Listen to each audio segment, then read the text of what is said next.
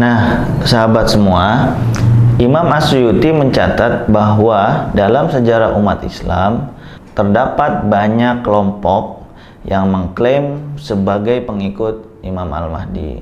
Menurutnya, semua itu bentuk kebohongan belaka, karena ketika diukur berdasarkan kriteria-kriteria di atas, selalu saja ada yang kurang atau tidak cocok.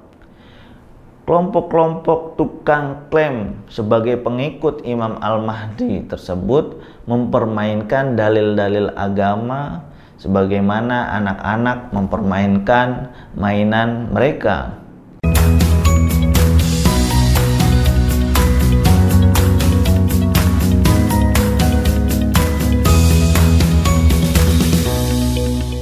Assalamualaikum warahmatullahi wabarakatuh.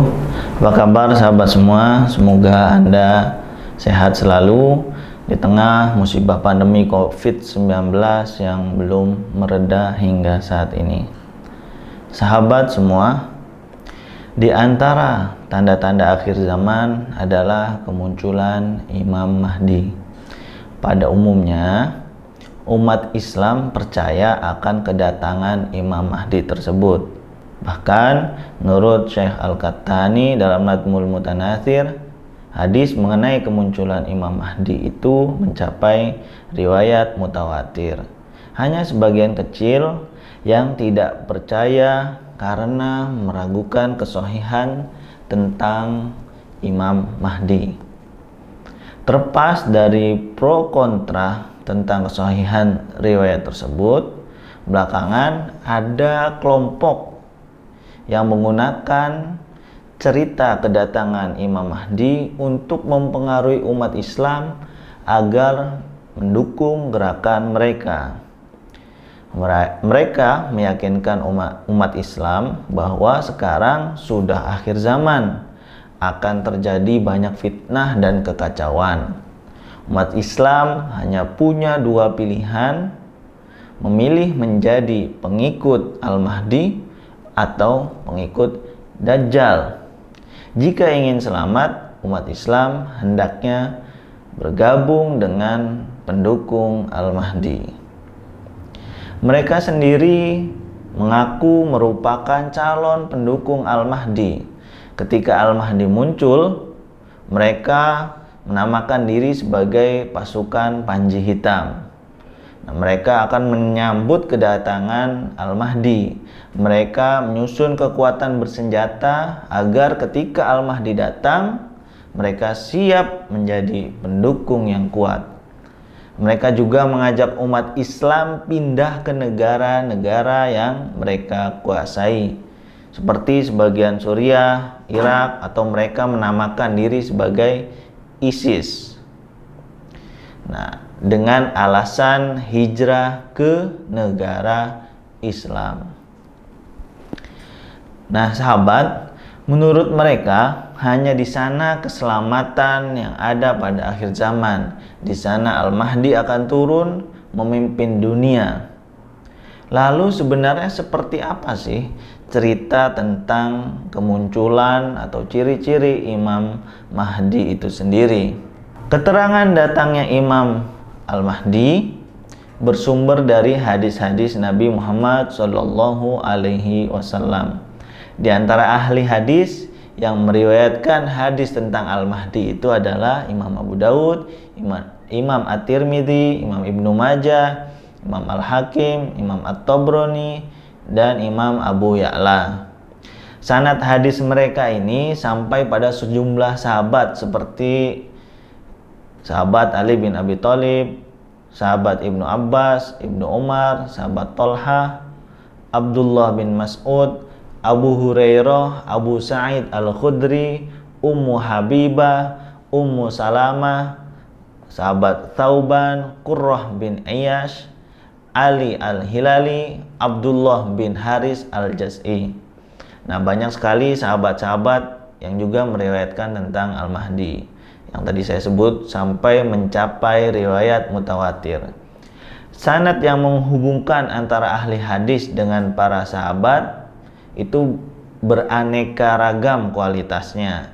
Ada yang sahih, ada yang hasan, ada yang dhaif, bahkan juga ada yang palsu.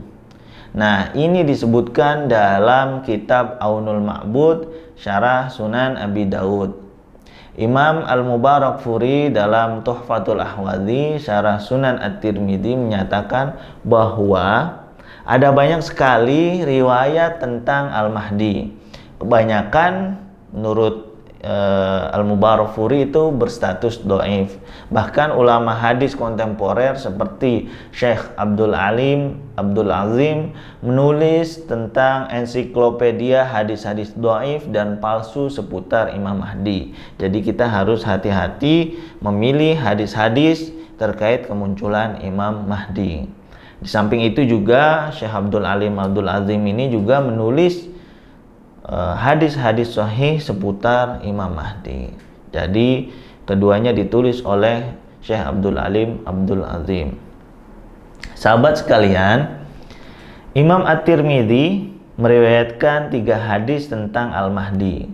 Salah satu diantaranya bersumber dari sahabat Abdullah bin Mas'ud yang mendengar Rasulullah Shallallahu Alaihi Wasallam bersabda, "La tadhhabid dunya hatta yamlik al-Arab rajul min ahli baiti yuati ismuhu ismi."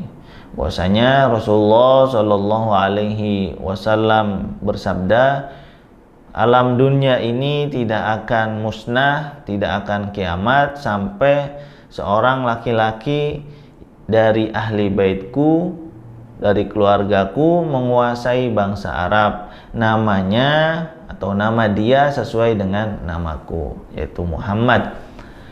Nah, menurut Imam Al-Mubarakfuri, riwayat Imam At-Tirmidzi di atas adalah salah satu yang berkualitas sahih di antara hadis-hadis tentang Imam Al-Mahdi. At-Tirmidzi meriwayatkan 3 buah hadis mengenai Al-Mahdi. Abu Daud meriwayatkan 11 hadis. Ibnu Majah meriwayatkan 7 buah hadis. Dari riwayat At-Tirmidzi dapat dipahami beberapa hal ciri Al-Mahdi. Yang pertama, Al-Mahdi itu berasal dari keturunan Nabi Muhammad Sallallahu Alaihi Wasallam. Yang kedua, dia akan menguasai bangsa Arab atau seluruh dunia Islam menurut sebagian penafsiran. Kemudian yang ketiga, namanya itu sesuai dengan nama Nabi Muhammad Sallallahu Alaihi Wasallam, yaitu Muhammad bin Abdullah. Imam Azim Abadi dalam Aunul Ma'bud Syarah Sunan Abi Daud menyatakan bahwa munculnya Imam Al-Mahdi di akhir zaman merupakan keyakinan umat Islam selama berabad-abad. Ciri-cirinya adalah pertama, Al-Mahdi itu merupakan keluarga Nabi. Nasabnya sambung hingga ke Rasulullah Shallallahu Alaihi Wasallam. Yang kedua, kedatangannya ini akan menguatkan agama Islam.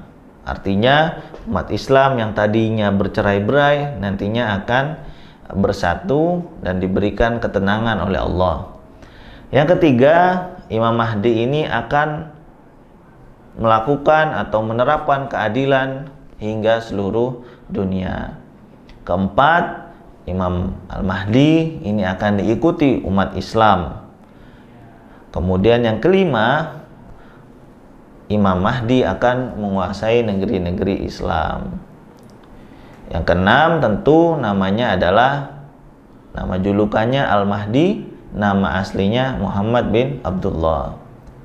Ketujuh, kemunculannya ini akan diikuti dengan kemunculan Dajjal, lalu kemunculan Nabi Isa, dan Nabi Isa akan menjadi makmum Al-Mahdi dalam sholat. Nah, yang penting digarisbawahi yaitu menurut Syekh Ali Jum'ah, ulama Mesir, di antara tanda Al-Mahdi adalah Allah akan menanamkan cinta di dalam hati umat Islam kepada Imam Al-Mahdi. Ini adalah ciri yang sangat penting untuk mengidentifikasi Imam Al-Mahdi.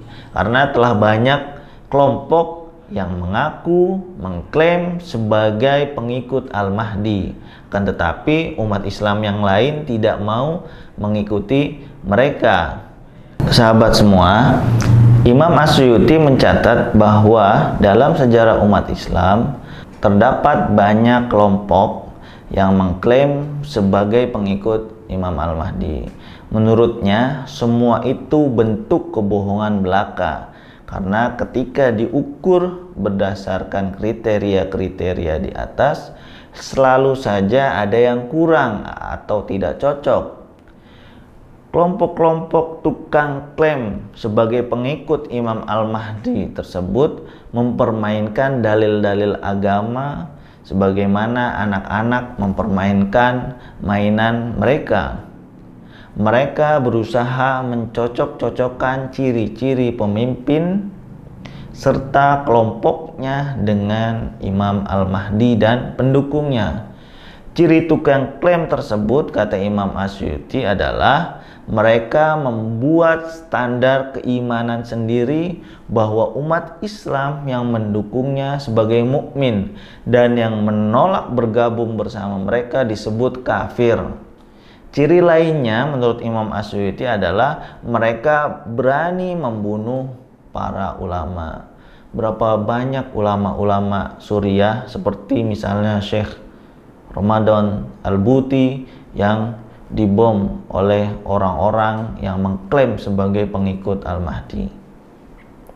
Lalu bagaimana sikap kita terhadap isu Al-Mahdi ini? Nah, para ahli hadis menyepakati adanya hadis-hadis tentang Al-Mahdi. Sebagian diantaranya sahih, hasan, dhaif, dan ada pula yang maudhu atau palsu. Sekalipun kedatangan Al-Mahdi dapat diterima berdasarkan hadis-hadis Rasulullah Shallallahu Alaihi Wasallam, kita tidak dapat memastikan kapan Al-Mahdi akan muncul. Nah, sahabat semua, menyikapi fenomena penggunaan hadis-hadis Nabi Shallallahu Alaihi Wasallam, khususnya berita tentang Al-Mahdi, untuk mendukung perjuangan kelompok tertentu yang melakukan kekerasan, hendaknya kita berhati-hati agar tidak terjatuh dalam pusaran fitnah, konflik, dan pertumpahan darah sebagaimana yang terjadi di negara-negara Arab, khususnya di Suriah, Irak, dan lain sebagainya. Rasulullah Shallallahu Alaihi Wasallam mewasiatkan ketika menghadapi masa-masa fitnah ini, umat Islam hendaknya menjaga diri agar tidak terlibat di dalam fitnah dan konflik tersebut. Sekian dari saya, semoga bermanfaat. Wassalamualaikum warahmatullahi wabarakatuh.